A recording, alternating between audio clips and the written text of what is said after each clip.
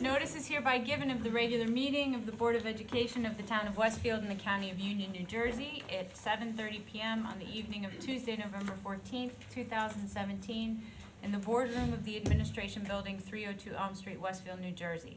The purpose of the meeting is to transact the regular business of the board and to transact any other business to come properly before the board.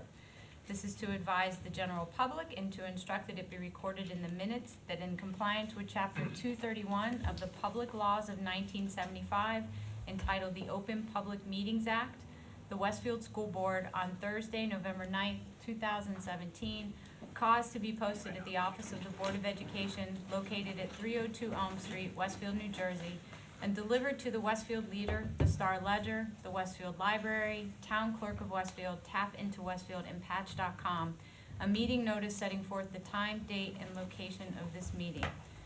Mike, can we have a roll call, please? Sure. Michael Beelan. Here. Mark Friedman. Here. Brendan Galligan. Here. Robert Garrison. Absent. Christopher Langhart. Absent. Gretchen Oleg. Here. Peggy Oster. Here. Charles Ostroff. Here. Amy Root. Here. Brendan, could you lead us in a flag salute?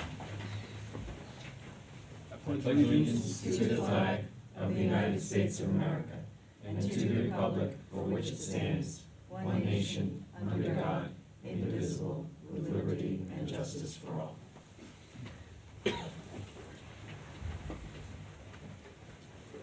Thank you. Announcements. Michael, do you have an announcement? Yes, I do. Westfield residents and/or those working in the town are eligible to apply for scholarships designed for individuals enrolled in library-related courses. Funding for the award comes from the Friends of the Westfield Memorial Library, a volunteer organization that supports the library and is well recognized for the annual book sale. The scholarships of $1,000 and upwards can be used for credit-bearing undergraduate and graduate courses that will assist the recipients in current or future library work.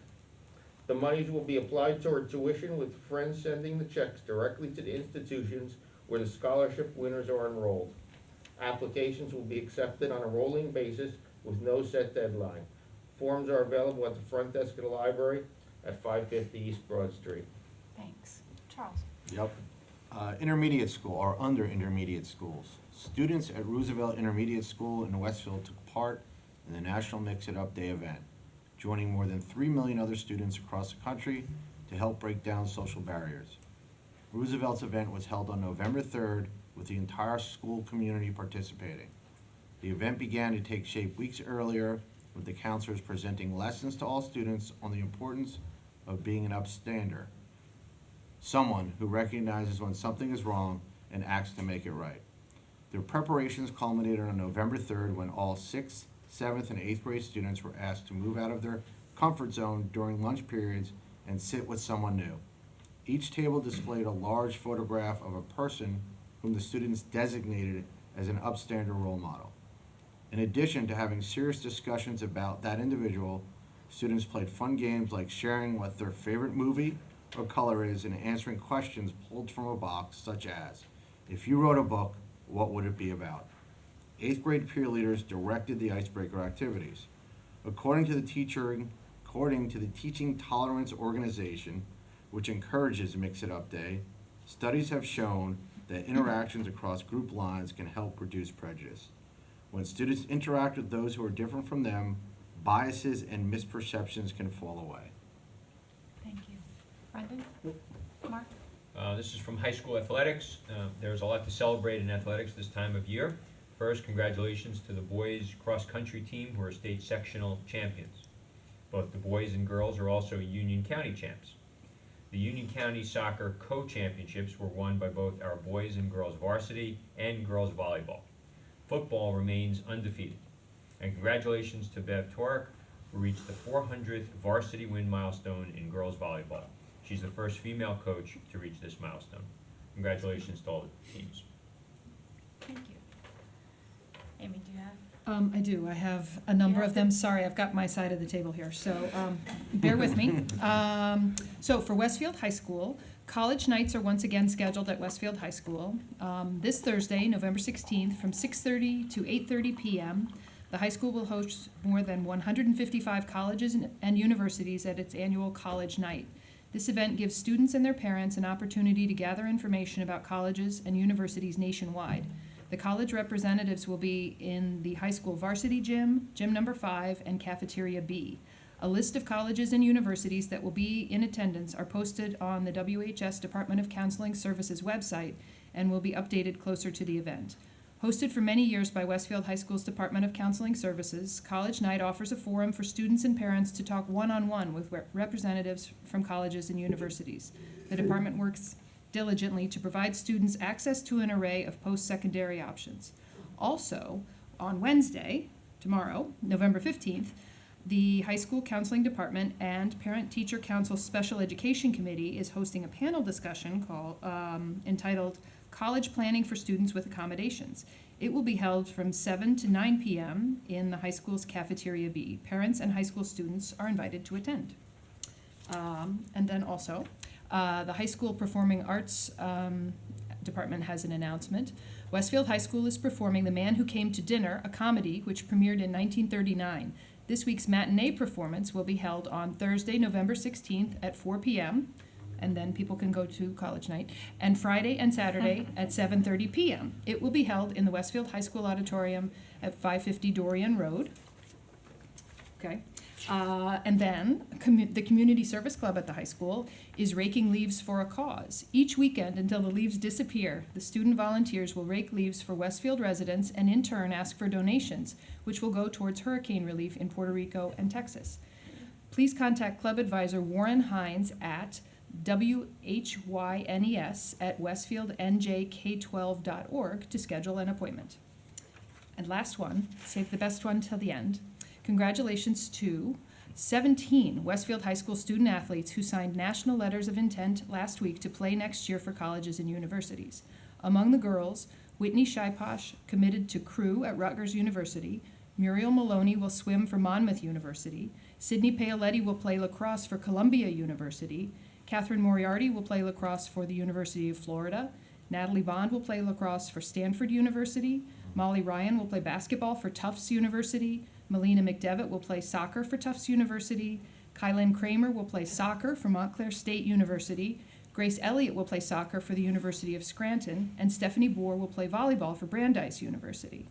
Among the boys, Eric Biebel will swim for Bryant University. Ryan Biebel will swim for the College of William and Mary. Sam Puglisi will play lacrosse for Jacksonville University. Luke Hunziger will play lacrosse for Colgate University.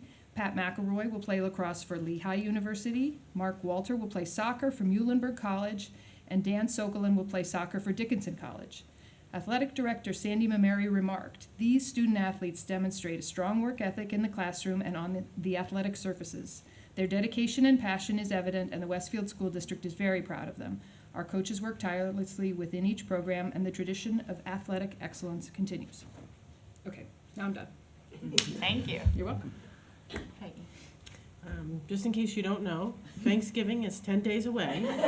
So I'm happy to announce that the Westfield Public Schools will have an early dismissal on Wednesday, November 22nd. We'll be closed for Thanksgiving recess on November 23rd and 24th. We do wish everyone a wonderful Thanksgiving holiday with family and friends. Thank you. I have two announcements. First, on behalf of the board, I want to congratulate the individuals who were the victors in the Board of Education race last week. So we're happy to welcome new members Kent Diamond and Lynn Benner, who will be joining us in January. And of course, to have Peggy Oster returning, so congratulations. Thank you. Our next Board of Ed meeting will be held on Tuesday, December 5th at 7:30 p.m. at 302 Elm Street, and the complete agenda will be available on Friday, October 13th on the Board of Ed website. At this point, do you have any announcements? I don't. At this point, I would recognize members of the public for agenda items only. Seeing no one come to the podium, we will move on to the superintendent's report. So I noted that at least 3 of the announcements tonight, all of them delivered by Amy, by the way, but at least 3 of the announcements had to do with the Office of Counseling Services in the Westfield School District. That is a department that services our youngest children to our older children. And whether it's Mix It Up Day or whether it is helping parents and students prepare for college, they are very active working with our students especially. And tonight, we have a report about the services in general, and it's being given by the supervisor of that program, who is Maureen Masery. So I'm going to invite Maureen up to the podium to speak.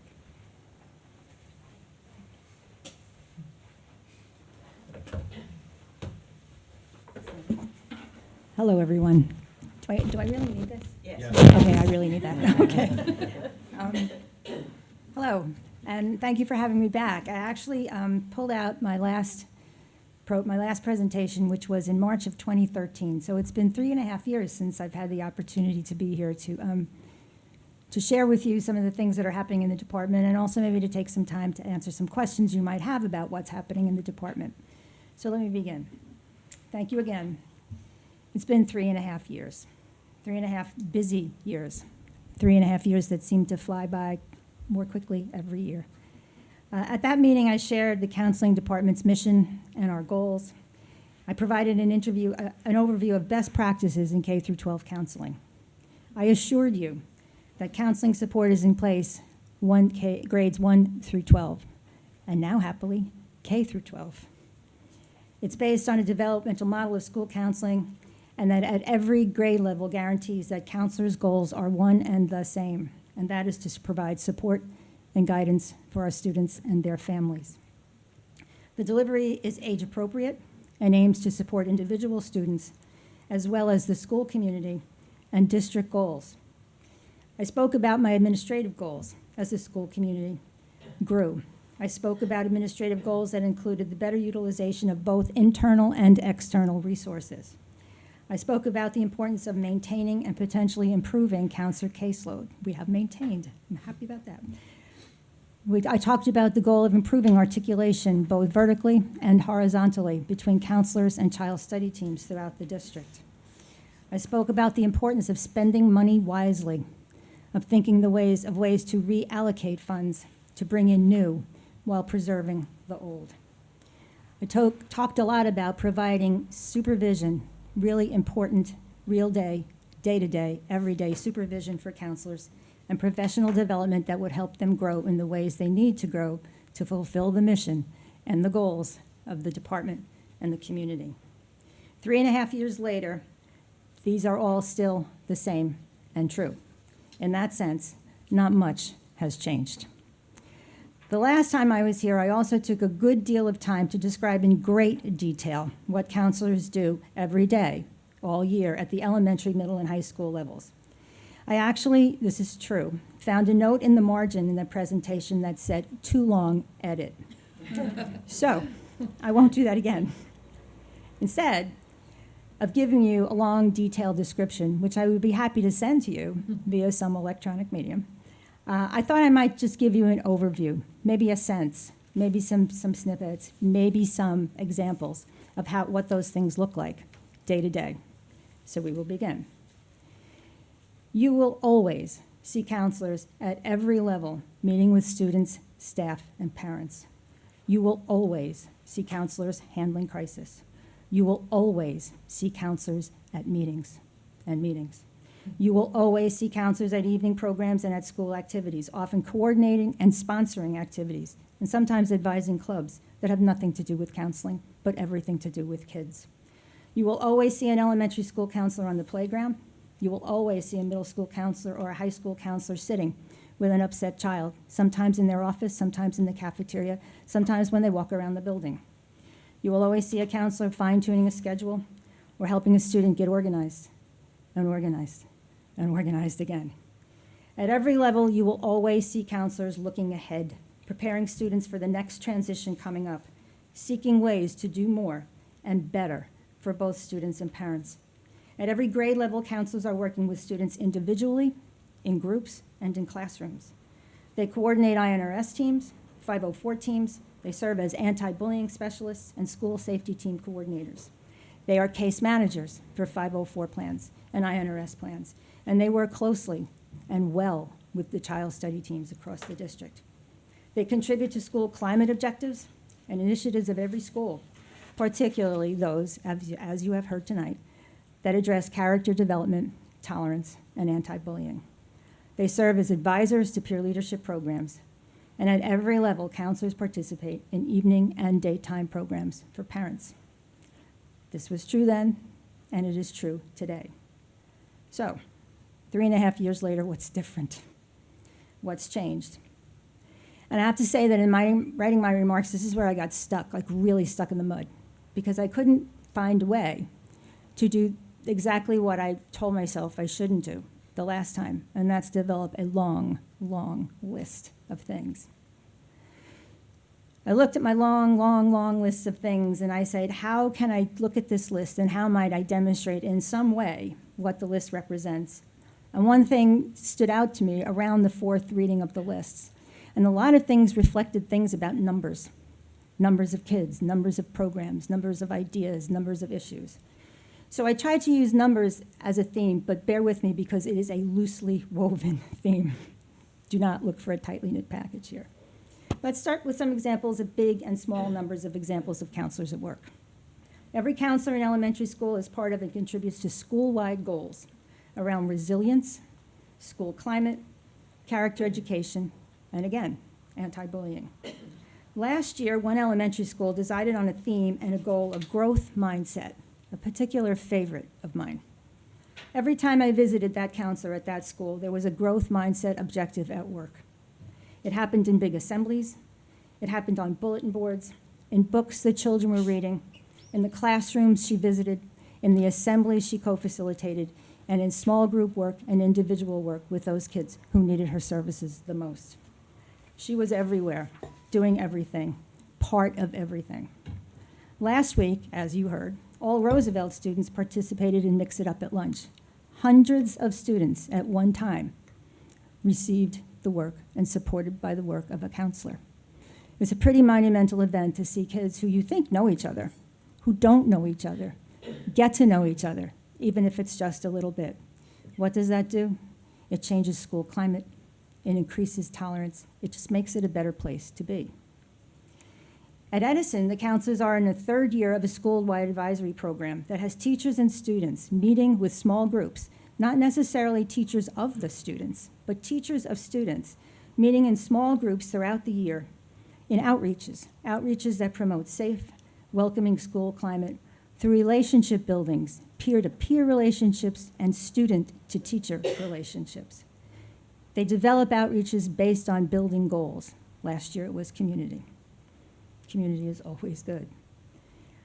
Both schools have a thriving character education program that includes over 80 students in each school who train kids to be peer leaders.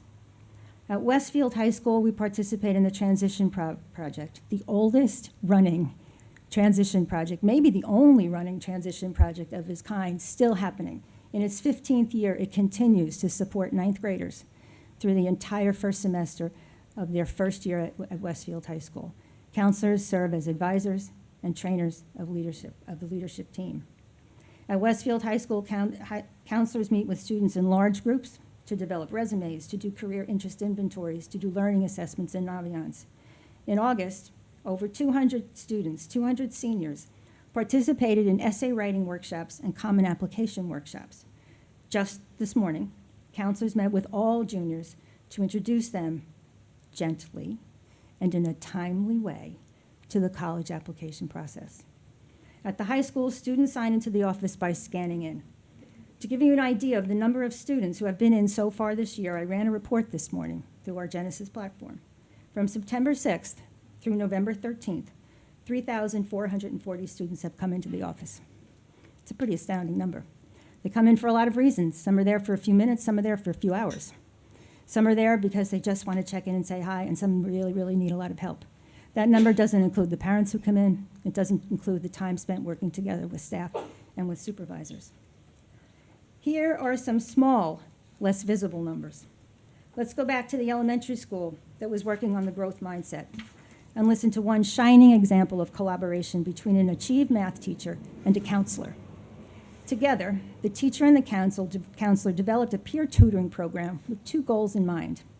The first was to help students who struggle a bit in math. The second was to help students who struggle a bit with social skills and anxiety. The teams worked together, the teacher and the counselor, to develop a series of meetings where the two groups of kids would work together. They had plans, they had programs, they trained the kids. Math skills, mindset change, social skills were incorporated into each session, always empowering kids to be okay with making a mistake, being proud of being a helper, and being equally proud of learning how to ask for help themselves. The first time I observed the group, I couldn't tell who was there for what reason, and that's a good thing.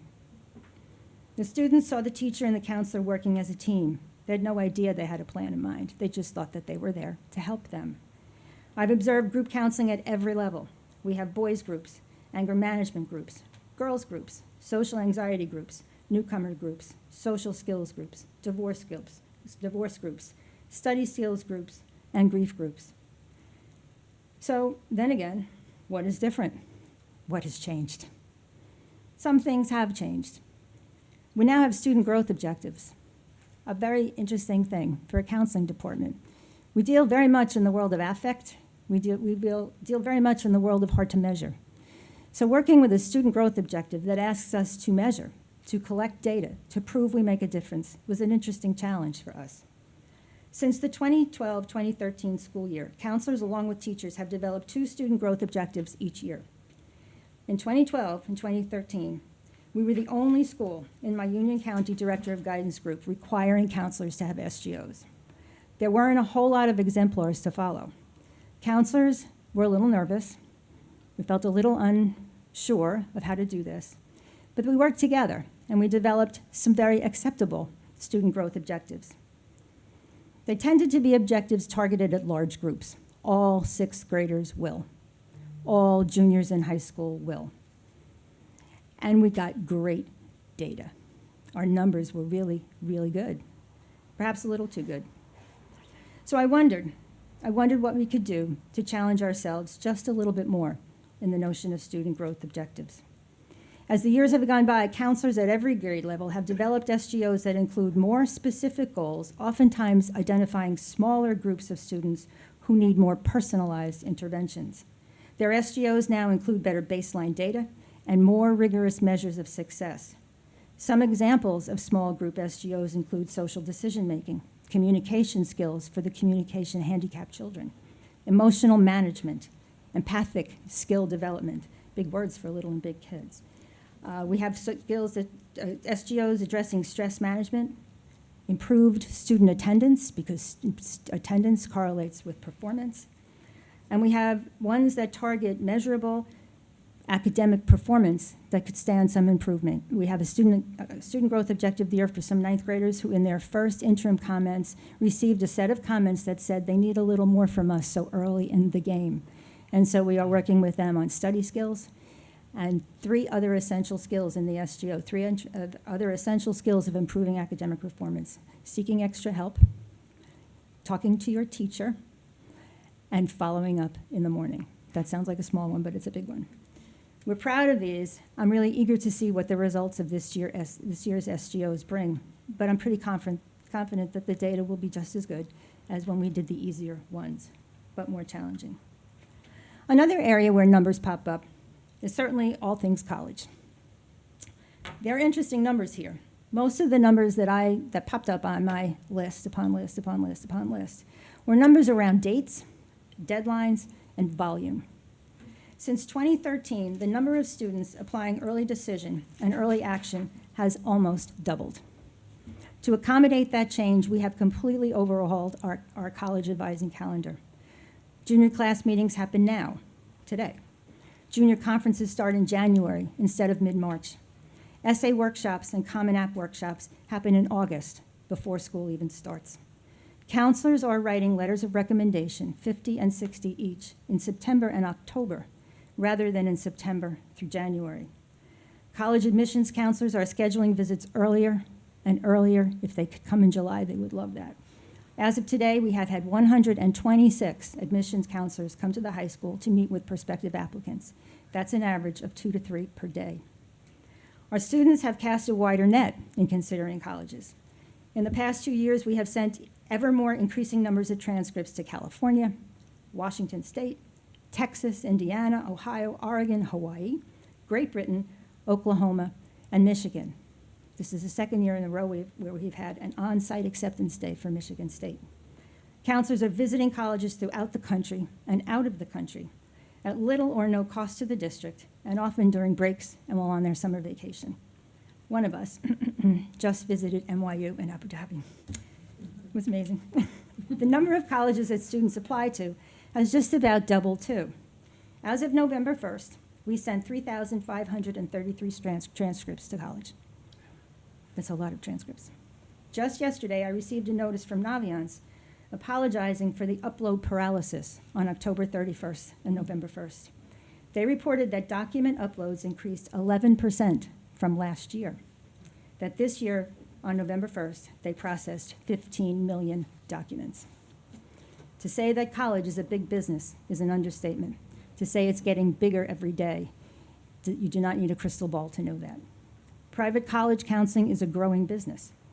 And while many students seek the additional support of a private college counselor, I firmly believe, that our counselors are in the unique position of knowing the students in all contexts, of knowing our curriculum completely, of knowing admission counselors personally, and of knowing about colleges. A distressing change in numbers in these last 4 years has been the rise in the incidence of childhood and teenage anxiety. Some describe it as an epidemic. Since 2013, hardly a day goes by that I am not reading about or hearing about kids and anxiety. It's often multiple sessions at any conference I go to. It's written about in books, professional journals, newspapers, blogs. It appears on Facebook all the time, on Instagram all the time. It's in every magazine at the checkout counter at the supermarket, and it's in every magazine in every doctor's office. It's hard to estimate a number when you think about anxiety. Anxiety is a bit like an iceberg. What's going on inside is most often under the surface, and by the time you see it, you've crashed into it. You don't need an intervention, you need treatment. Counselors are available to students, and those that were trained in the NYU anxiety model are using that training to the degree that they can, given the constraints they have in time and space. And they are not therapists. We're working harder on the prevention end of anxiety and are fully behind the district goal of resilience. Less homework and less pressure might work, but only if students possess the ability to make a choice, to bounce back from a disappointment, or maybe several disappointments, or maybe many disappointments. If children can be active problem solvers, not people whose problems are solved for them. Children who can see possibilities. They don't see ends, they see openings. They can self-advocate. They believe that they can make things happen. They can manage rather than needing to be managed. And to that end, numbers again. More opportunities for collaboration with parents, more parent education. Counselors prepare parent evenings programs, coffees with counselors, grade level parent meetings. We collaborate with PTSOs for combined evening programs. Tomorrow is one of them with PTS, with special ed parents, eager to participate in the opportunity for supporting kids who might need something a little different in their college experience. I meet regularly, almost monthly, with a high school guidance advisory group made of representatives from parent representatives from each grade level to hear about their suggestions and their concerns, to team together to come up with ideas, to come up with things that maybe we're not communicating as clearly as we would like to about, to be on the same page, to be partners in supporting our kids. The books on my shelf. At the high school parent nights each year, I start each program with a message about balance. Some of you may have heard them in the past. At that message, I speak about balance.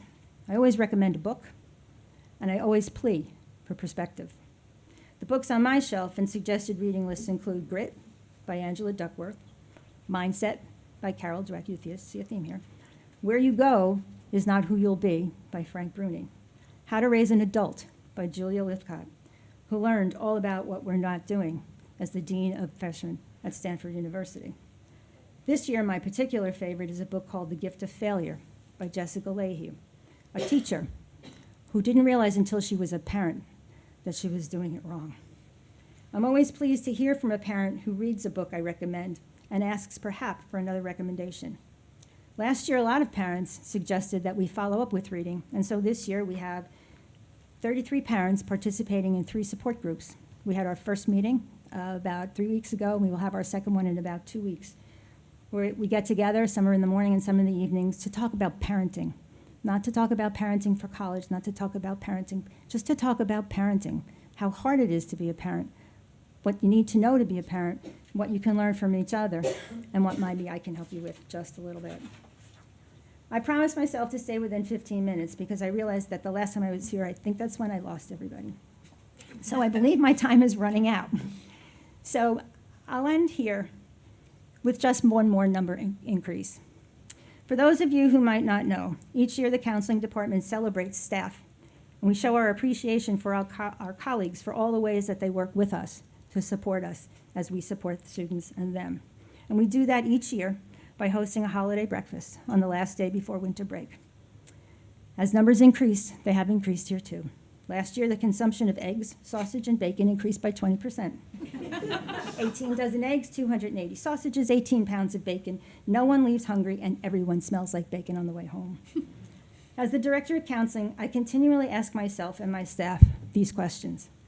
Are we providing a breadth of service and a depth of service that contributes in measurable ways to students' academic, social, and emotional success and well-being? Are we reaching all students? Are our resources fairly distributed in the classroom and in our offices? Are our students equipped with the necessary life skills that they need to be successful, whole, and balanced? Are we using a variety of counseling strategies and techniques and resources? Are we working effectively with building-based and community resources? Are we fulfilling our role as support staff? Are we supporting students enough? Are we supporting our parents? Are we supporting our colleagues? And are we supporting each other?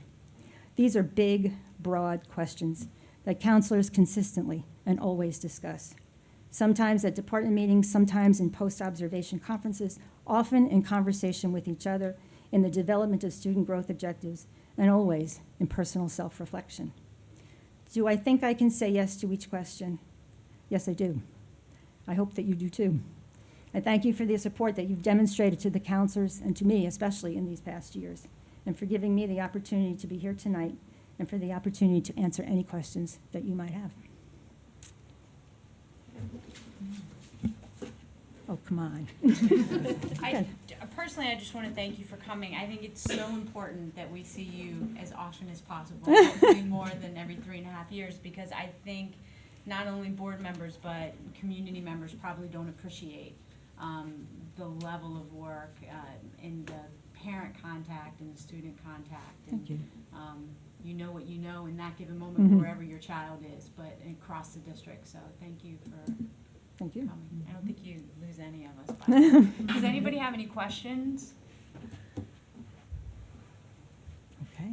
And the thing that just strikes me is, and I don't even know that this is a question, but we are a district with a tradition of excellence, and we have very high achieving kids, and it's difficult as a board and as a parent to sort of reconcile the college numbers that you gave us with the simultaneous increase in anxiety, and it's a lot. I think our kids are going through a lot. It's something that as counselors we talk about a lot, because we're committed to 2 things at the same time, and we should be. We should be consistently working towards that tradition of excellence for whatever that means for individual students, and that I think is the part that we hold. It's right here every day. It never goes very far from the front of our brain. It sometimes seems to disappear in bigger conversation, but not for us. When I asked the counselors, I had a meeting with the high school counselors prior to this, and I said, what are some of the things you would like me to say? And many of them are what we said. And one of the things that they felt strongly, and I probably should have included in there, is how proud we are of the work we've done with the 3% that aren't going to college. And how that looks now as compared to how it looked a few years ago. And of the 4% or 3% or 4%, depending upon the year, who are going to community college, what that looks like, because it's not the same. It has changed. That we have really focused on post-high school planning. We've worked hard at language change. We try very hard to say to a student, what are you thinking about after high school, and not where are you going to college? Because they're two different agendas, and it opens the kid up to different answers, very different answers. So one of the things that we're planning to do, for example, on one of our professional development days, Paul doesn't know this yet, is for the 10 high school counselors to go out to 5 different community colleges in New Jersey and do a site tour and meet with their counseling department, meet with the admissions office, because they are all unique and different in their ways, to get a better sense of how we can advise students making that choice. We do have more and more students considering community colleges, and I think that's a good thing. I think those decisions they're a little out of the box, and it's hard sometimes for a student to feel comfortable talking about that, but we're doing it a lot more. A lot of kids are doing it for financial reasons. They're doing it because they realize that for them, a toe in the water is better than it's better than cannonballing into a big pool, and it makes a lot of good sense for them. And it also correlates so well with career interest inventories and training to know that each of those colleges have different areas of offerings that focus. So it is hard. Brendan. Has any effort been made to track kids post-graduation, particularly the ones that aren't going to a traditional college? That's a little bit harder. We did last year in our Naviance bundle. We were able to add alumni tracker, but it's not super user friendly. So we're working on that, because in order for a student to be tracked in that, they have to log on to a national clearinghouse, and so we need to figure out how to do that. So it is a little bit hard to do. I wish we could do more of it, because I think you might know this. I think we have a better sense a lot of times of where the non-traditional student goes, finishes, because most of the students that we work with who go even to any college, they're not going to be doing what they thought they were going to be doing, or at least not forever. That's really true. We do keep consistent records about the number of alumni transcript requests they have. They vary from year to year. Most of them are changes that are made because an area of interest is not an area of strength that the university are at, and so they choose to go, or sometimes it's just not the right fit. So I wish we have a really good sense, for example, of where project kids end up, because we tend to stay in contact with them through a lot of different ways. But you're dealing with a small community of students, and it's easier. So we're gonna work through Alumni Tracker, but I'm not making any big promises until I understand it better. Yes. Just a question I hear every now and then from parents, and I think the answer was embedded in what you have already said, but it probably bears repeating. Every now and then I'll have a parent say, boy, I wish we could do a separate college counseling group or person or people, and have other counseling be done by a dedicated group. And I think you hit upon it, which is that we like counseling the whole student, really, right? Absolutely. I I would do the reverse of what you suggested. I would, I think putting all of college counseling on a particular counselor in a school of 1,900 kids is not an easy task. It doesn't, what that counselor becomes is a Naviance guide.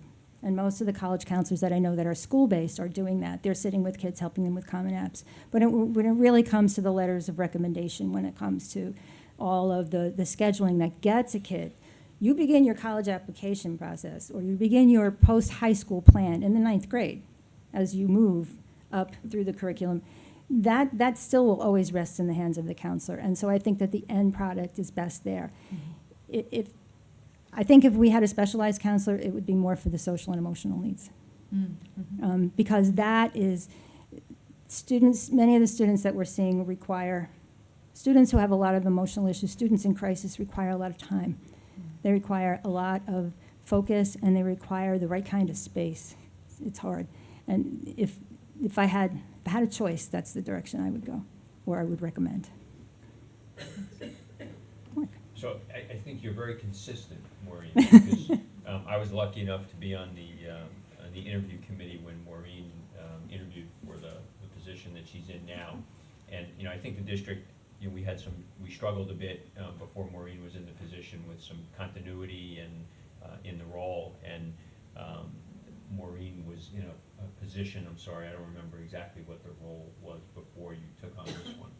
I was student assistance counselor And and the that- counselor for project, yeah. And, one of the things that came up at that time was, geez, and I remember asking Dr. Dolan, that was one of the few times, but one of the times early on, she looked at me and like, he's crazy. And we, Few? yeah, well, I meant, She never does that now? maybe it was meant. But, we had that conversation and Maureen was asked that question, I believe, at the interview table. Mhm. And she gave a very similar, Mhm. point, looking at the entire child. So, I think congratulations to you and Thank all the you. good work that, you and your team have done, because It's been I great. think we've gone from a perhaps not quite a strength, to a significant strength in Thanks. counseling, so. Thank you. I have one quick question. Mhm. I'm gonna kind of pass it on because it was posed to me at candidates night. And a lot of people in the district worry about the average child. Mm-hmm. The child doesn't have issues, the child who's, Mhm. a good solid B Mhm. student who sort of just maybe runs under the radar. Mm-hmm. How do you see them in the counseling process and so forth? Because they may never be that one of 3,000 students who walk in the door type of thing. How do you Correct. deal with them? I think one of the ways that we deal with that is to make sure that we have forced contact, whether they like it or not. I think we're one of the few schools I know of that does individual scheduling sessions with students. We will bring those students into small group things for Naviance. We will bring them in for, every ninth grader will come in before midterms exams to sit down with their counselor to go over their exam schedule, to go over their, and part of that is to have that one-on-one with students. It's also to show a child, this is how you enter the guidance office. This is how you enter, this is how you find your counselor. And those kinds of things are helpful. And I think we're always looking for that child. Sometimes I think it's not the B student, it's the panicky A student that might be under the radar a little bit, the one that looks like they're doing it, it's all together. Sometimes I cheer on that well-adjusted B student and say, if you're fine, you're fine, you're just fine. I want to know you, but I don't need to know you because you don't really need to know me all that much right now. I think we try very hard not to lose a child. I have a book in my office, it's called Falling Through the Cracks, and it's not really a children's book, but it looks like a children's book. And it's a horizontal picture of a school classroom. And they're all little legs, and they're falling through the cracks. And you can see that some students are falling lower and lower. And I keep the book open in my office all the time. And it's a reminder that we need to look for those falling through the cracks. I think that one of the things that has helped a lot with that process are things like INRS, where we can, some of the students whose names come to INRS are not students that are failing, but for students who are underperforming, where a teacher will say, I need somebody to help me light a fire under this boy or under this young girl. I know that they can do more. Or they're so quiet in class, and I don't know why they're quiet in class. So we'll figure out, are they quiet in class because they don't know the answer, or are they quiet in class because they're quiet? Another favorite book of mine, if you've never read it, is a book called Quiet. It's the world of an introvert in a world, it's the life of an introvert in a world that never stops talking. And some students are quiet and they like it that way. So the difference is finding out if they're quiet by choice or quiet by default. I mean, those are big questions. I always say to parents, if there's something you want us to know, if there's something you don't know that we don't know, and that is true too, if you hear from the community, is there something you think we should know? Don't hold back. I can take it. And I welcome that information from an individual parent and from a group, so we don't want to lose anybody.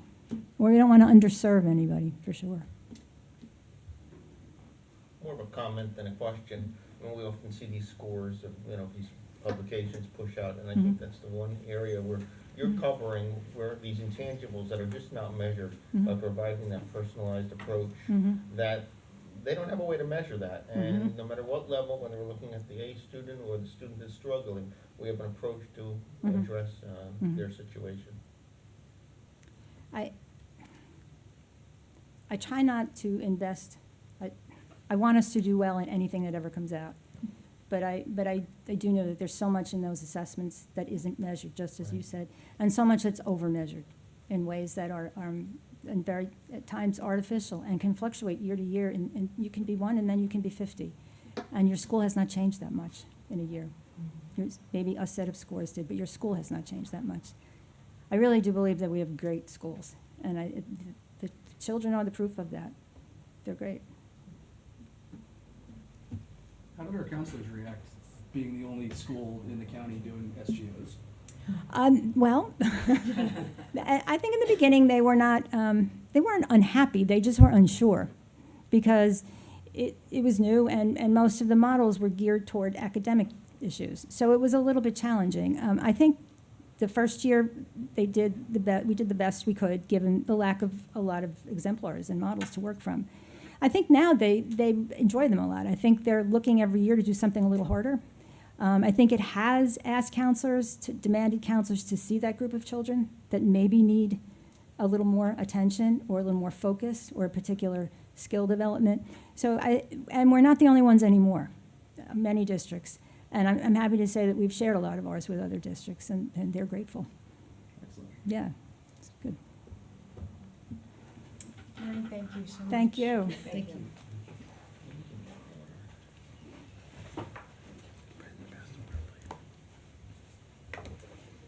Anything else, Superintendent's report? No, that is the only one tonight. That's a good one. It certainly is. I would like to ask the board to approve the minutes of our board meeting held on October 17th, 2017, and the private minutes of the same date. Amy, thank you. All in favor? Any abstentions? Charles was not here. Personnel, Mark. I'd like the board to consider personnel items 1 through 26. Please, can I have a second? Second. Brendan, thank you. Any comments or questions? Okay, I was gonna say Dana, but that wouldn't work. Okay, please. Okay, Michael Beelen, Yes. Mark Friedman, Yes. Brendan Galligan, Yes. Gretchen Oleg, Yes. Peggy Oster, Yes. Charles Ostroff, Yes. and Amy Root. Yes. That would be it. Facilities, Brendan. No report tonight. We are meeting on Friday, the 1st of December. It's probably worthwhile to note that we will be reviewing for first reading at the next meeting, which is sort of a facilities policy committee, the proposed changes to the facilities use policy, in which third parties use our schools. And so you should know, maybe you've heard, the letters were sent out to those organizations with the proposed changes to the policy, and they were told that it would be first reading. So if people are reaching out to you, that's why, and I think that it probably is something that merits some extra attention before the next meeting, so.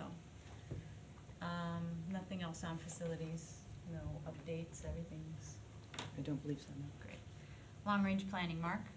Dr. Dolan, I think you're gonna start us off in long-range planning? I am. So back in September, I presented to the board and to the public 3 key district goals for the school year. And one of those goals was to determine the feasibility and community support for a full day of kindergarten. Now, this goal is a direct result of the consensus of the district's strategic planning committee. In 2016, that committee represented a cross-section of the community. And one of the strategic directions is to assess if there is a value, a need, and support for full-day kindergarten within our public school district. So a little bit of background for those who may not be familiar with our program. Our current program, we offer a half-day kindergarten program, either a morning session or an afternoon session. All of the kindergarten classes are held at Lincoln School, and the program meets the requirements for state educational standards in a kindergarten curriculum. We do not have the space in any of our buildings to offer a full-day program. So we've been doing quite a bit of research to determine and to give the public enough information so that they can tell us what it is that they would like in the community. In our research, we found that approximately 90% of the public school districts in New Jersey provide a full-day kindergarten program. We continued our research by considering demographics, enrollment projections, facility analysis, and of course, costs. And I'm going to turn to Mark Friedman, who serves as the committee chair on long-range planning and finance for the board, and he will update us on regarding where we are now and how we're doing in this evaluation. Thanks, Dr. Dolan. We are now inviting all Westfield residents to participate in a brief online survey. We want to give the public the opportunity of providing input regarding the feasibility of a full-day public school kindergarten program. The survey is posted on the district's homepage at www.westfieldnjk12.org under Important Messages. It takes about 3 minutes to complete and will have a completion deadline of Monday, November 20th. Right before the few questions appear, the survey includes background information to inform our constituents what would be necessary in undertaking a full-day kindergarten program. And just to summarize, all Westfield public schools are currently at or near capacity. The school district worked with a professional demographer to study enrollment projections, which indicate that K-12 enrollment will stay at approximately the current levels for the next 5 years. As Dr. Dolan mentioned, 90% of public school districts in New Jersey offer a full-day program. The Westfield Public School District provides a half-day kindergarten program in which state educational standards are indeed fulfilled. Approximately 200 students attend either a morning or afternoon session at Lincoln School, while another 200 or more attend private programs. Besides working with a demographer, we also worked with a professional architecture firm to consider possible venues for expansion to meet state code and to be cost effective. In order to accommodate 400 to 450 full-time kindergarten students, the district would continue to operate Lincoln as a kindergarten facility and would have to build additional kindergarten classrooms onto one or more of our existing schools. Given the funding mechanisms for public school districts in New Jersey, a bond referendum would be required to secure capital needed for facility expansion. This would result in a tax increase of approximately $40 for the average Westfield home for the life of the bond, which could be from 20 to 30 years. The school district would have to hire additional teachers and incur other costs in the operating budget for a full-day kindergarten program at an approximate increase per household of $250 annually. The facilities to accommodate full-day kindergarten would not be available until the 2019-2020 school year or later. So you can appreciate why we're reaching out to all of our residents to be a part of this research process. We consider your responses to be an important part of this next step in our evaluation. Remember, the survey closes on Monday, November 20th, and we look forward to hearing from you. Thank you. That's our long-range planning report. Perfect. Thank you, and thank you to everyone who's already responded. Please do participate in that survey. Policies. In Chris's absence, I would ask the board to approve policy items 1 and 2. Can I have a second, please? Brendan, thank you. These are our second readings of policies that we looked at our board, our last board meeting. Does anybody have any questions? Mike? Michael Beelan, Yes. Mark Friedman. Yes. Brendan Galligan. Yes. Gretchen Oleg. Yes. Peggy Oster. Yes. Charlie Ostroff. Yes. Amy Root. Yes.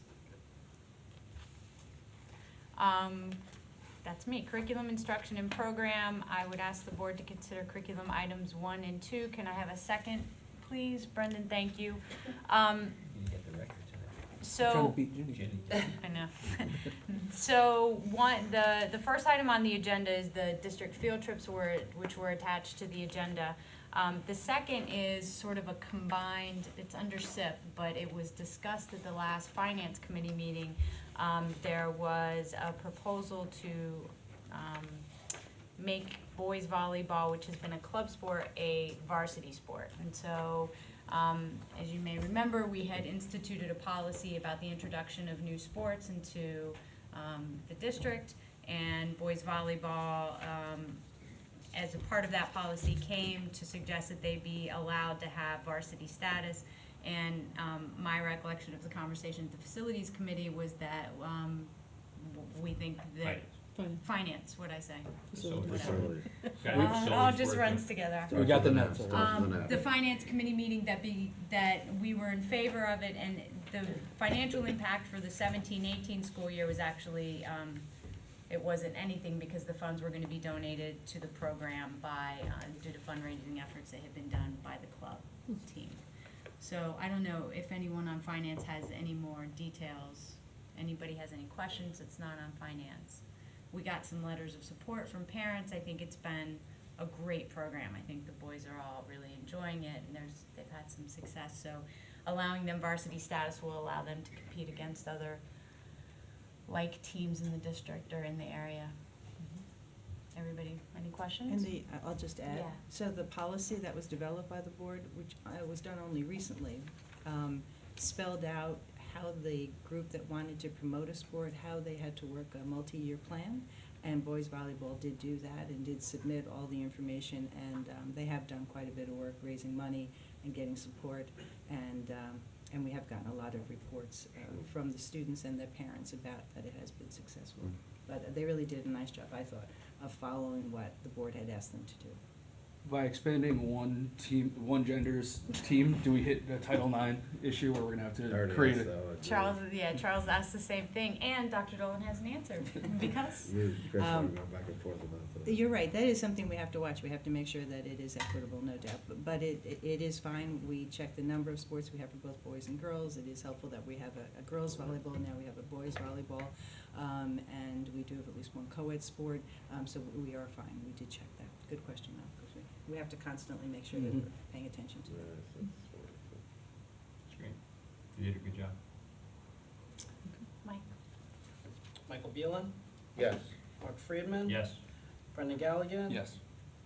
Gretchen Oleg. Yes. Peggy Oster, Yes. Charles Ostroff. Yes. Amy Root. Yes. Nothing further from curriculum. Finance, Mark? I'd like the board to consider finance items 1 through 15. Can I have a second, please? Brendan, thank you.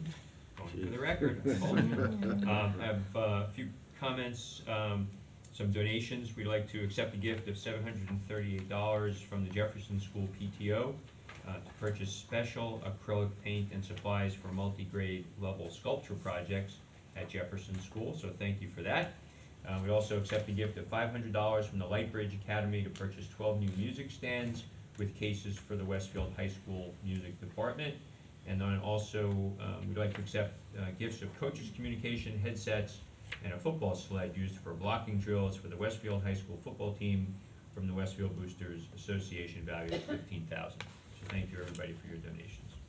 Any questions or comments? Michael, please. Michael Beelen, Yes.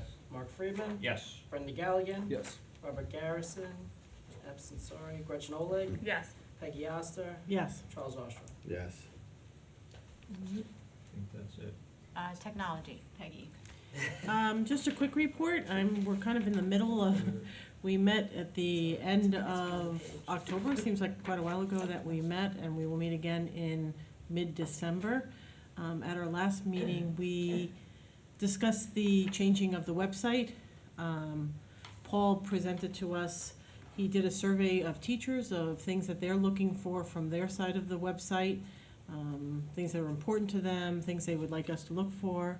We're continuing to work with the end users as to what requirements, what things they would like to see, and so forth, and, working to find the right platform and so forth. And most people, I don't know if you know, but we are forced to kind of change because what we currently use, Edline, has been sold, so we have to either sign up to the people who bought Edline, or we have to find a new website. So we're just trying to gather information as to what works for everybody in the district, both behind the scenes and in front of the scenes, to create a new and better website for the district. Thank you. I'd ask the board to note the notes for the record. Do we have any unfinished business to discuss tonight? Any new business? Liaison reports. No liaison reports. At this point, I would recognize anyone from the public for questions and comments. And seeing no one come to the podium, I would ask the board to approve the following resolution. Resolve that the Board of Education move into private session for the purpose of discussing matters rendered confidential by state and federal law, pending or anticipated contract negotiations and harassment, intimidation, and bullying incidents. And be it further resolved that any discussion held by the board which need not remain confidential, and the results of the discussion will be made public as soon as practicable. Can I have a second? Brendan, thank you. All in favor? Aye. Okay, we are in private. Thank you very much.